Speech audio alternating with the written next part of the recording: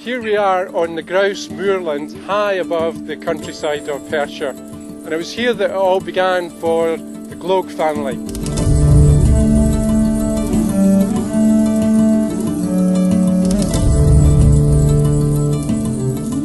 It was here in the late 1800s that hunters, shooters and fishermen came to Scotland to enjoy those country pursuits that were available here in Perthshire at the gateway to the Highlands.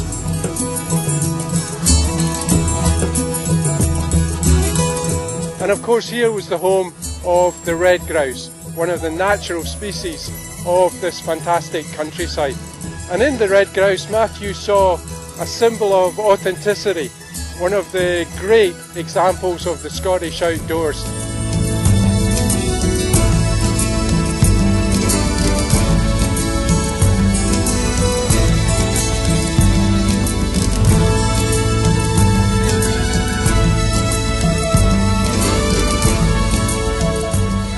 The celebrations have been going on since January and they have been extremely successful. We had over 100 events nominated as Perth 800 events, and without exception they have exceeded our expectations. The Tay canoe descent a few weekends ago featured a race from Dunkeld to Perth down the River Tay. Over 400 canoes took part, and the Canoe Association tell me that that's the largest largest entry for any first event in their history. Perth already has a good reputation for public art, so it was important for Perth 800 to have an addition, a lasting legacy to this public art, to remind us all of our celebrations in Perth 800. Our response was to create the Grouse statue here at the Broxden roundabout, creating a gateway feature into Perth.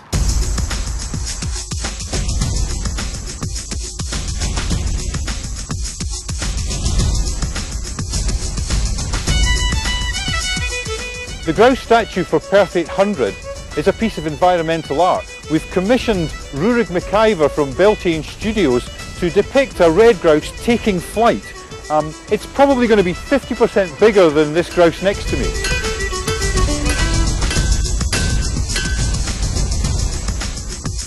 They were looking for a sculpture of real impact that would provide a landmark for the city of Perth. So we decided on a grouse taking flight which would appear above the tree line at the Broxden roundabout.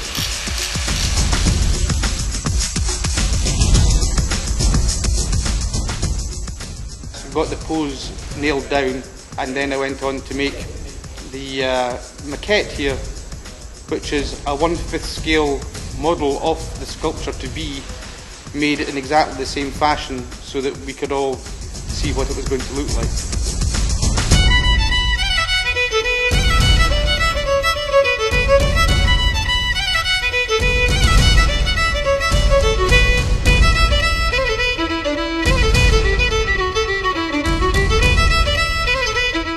The grouse sculpture has to be very strong, so it's made from 60mm steel rod.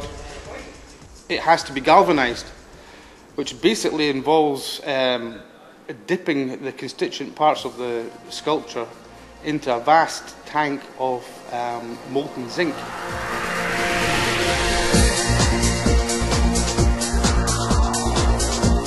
There isn't a tank big enough in Scotland to take the body of the bird, so it's going to go down to the largest galvanising tank in Britain.